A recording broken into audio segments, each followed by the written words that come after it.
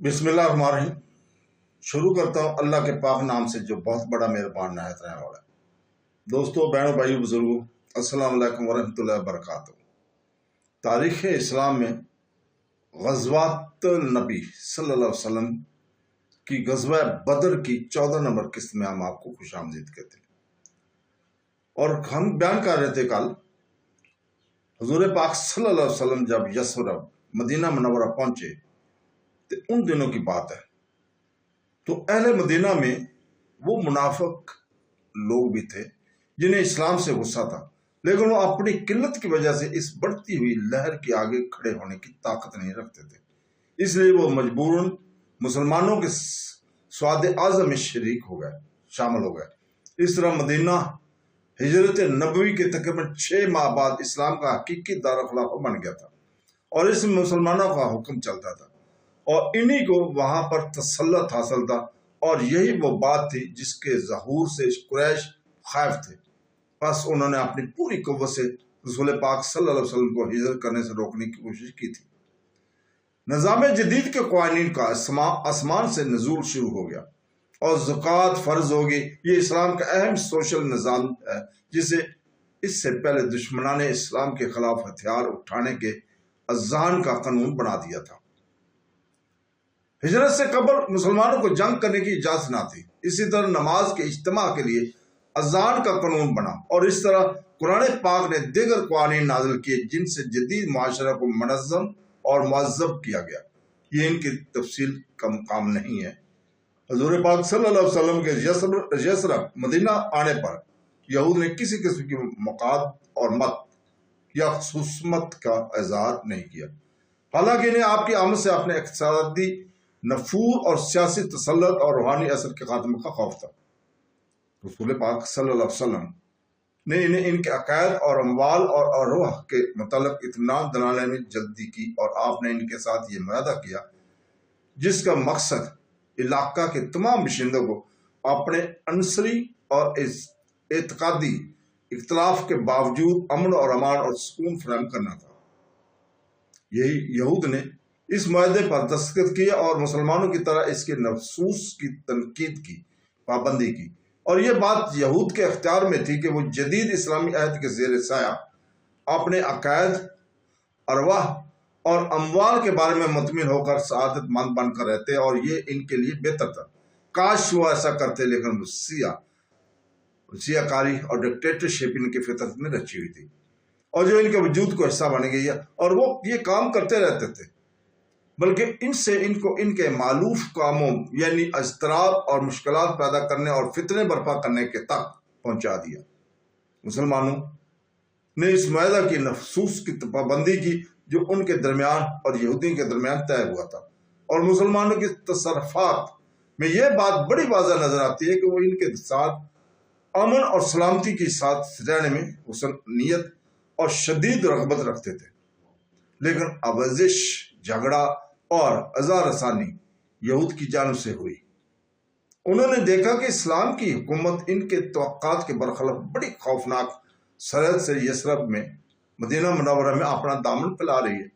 इस अमर ने इन्हें खौफज़दा कर दिया और इनकी नींदें हराम कर दी और इस बात से इनके दिलों में मज़ीद गम गुस्सा बढ़ गया। इन्हें ये यकीन हो गया कि यसरब आने वाले मोहम्मद बिन अब्दुल्ला कुरैशी हैं और मऊद नबी हैं, जैसा कि वो अपनी किताब में लिखा हुआ पाते थे, और बजाय इसके कि वो आप पर ईमान लाने में जल्दी करते और आपके रिसालत के ज़हूर से खुश होते, इनके दिल आपके बोझ और हसद से बढ़ गए और इन दो आलमों के दिलों को मोहम्मद सल्लल्लाहु अलैहि वसल्लम की नबूवत का यकीन ने बोझल और बीमार कर दिया। और वो दो आलम ये थे, हई बिन अल खतब अम्मुल मोमिनीन हजरत सफिया रज़ी अल्लाह ताला के वालिद और उनका भाई यासर।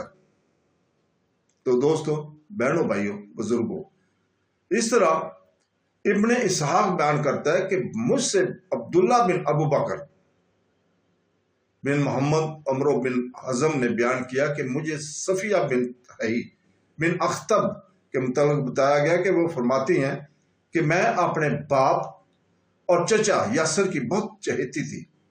जब कभी मैं इन दोनों के बच्चों के साथ इन्हें मिलती तो वो मुझे पकड़ लेते اور بیان کرتی ہیں کہ جب رسول پاک صلی اللہ علیہ وسلم مدینہ سے تشریف لائے اور کبار میں بنی عمرو بن عوف کے ہاں فروکش ہوئے تو میرا باپ حی بن اختب اور چچا یاسر منہ اندھیرے آپ کے پاس گئے اور غروب آفتاب کے ساتھ واپس آئے۔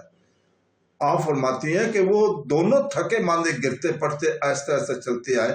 آپ فرماتی ہیں کہ میں جب حسب عادت خوش ہو کر ان کے پاس گئی تو خدا کی قسم ان دونوں میں سے کوئی بھی میری طرف غم کی وجہ سے متوجہ نہ ہوا۔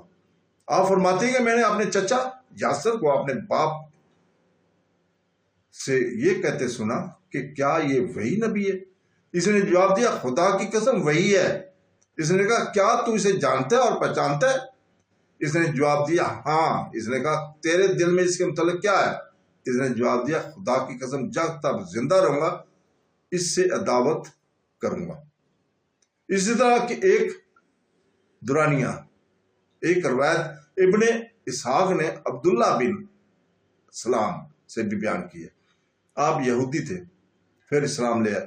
آپ بیان کرتے ہیں کہ میں نے رسول پاک صلی اللہ علیہ وسلم کے پاس آ کر آپ سے کہا یا رسول اللہ یہودی ایک الزام تراش قوم ہے، میں چاہتا ہوں کہ آپ مجھے اپنے گھر میں داخل کر دیں اور ان سے مجھے پوشیدہ کریں، پھر ان سے میرے بارے میں دریافت کریں تاکہ وہ آپ کو بتائیں کہ میں ان میں سے کیسا آدمی ہوں۔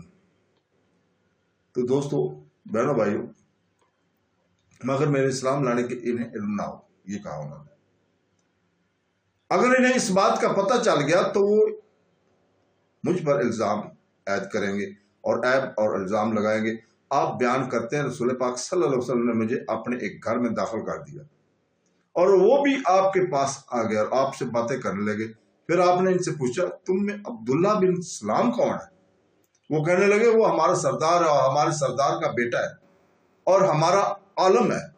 آپ بیان کرتے ہیں کہ جب وہ اپنی بات سے فارغ ہوئے تو میں نے ان کے پاس آ کر ان سے کہا اے گروہ یہود اللہ سے ڈرو، اے گروہ یہود اللہ سے ڈرو اور جو کچھ تمہارے پاس لائے ہیں اسے قبول کرو۔ خدا کی قسم تمہیں یقیناً معلوم ہو ہے کہ یہ رسول ہے اور تمہارے پاس تورات میں ان کا نام اور صفات لکھی ہوئی ہیں موجود ہیں، اور میں گواہی دیتا ہوں کہ یہ اللہ تعالیٰ کے رسول ہے اور آپ پر ایمان لاتا ہوں، آپ کی تصدیق کرتا ہوں اور آپ کو پہچانتا ہوں۔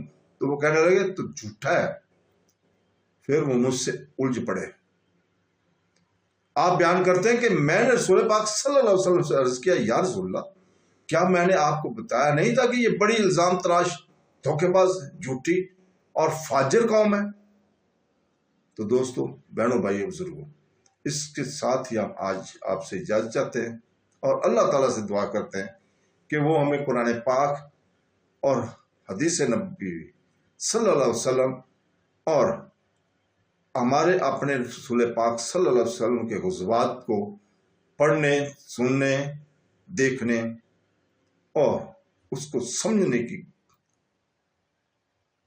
توفیق عطا فرمائے۔ آمین ثم آمین۔ اللہ حافظ۔